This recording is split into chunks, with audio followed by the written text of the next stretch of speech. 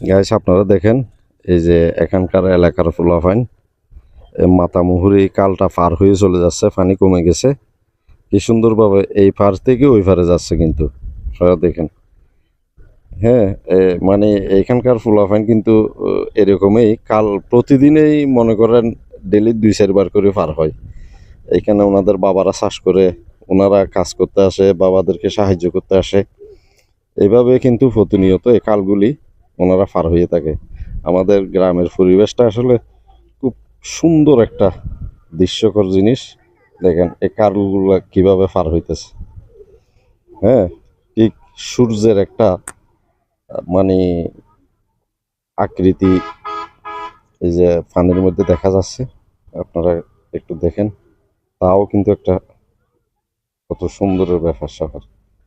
ওনারা কিন্তু কালটা পার হয়ে গেছে। ধন্যবাদ সবাই।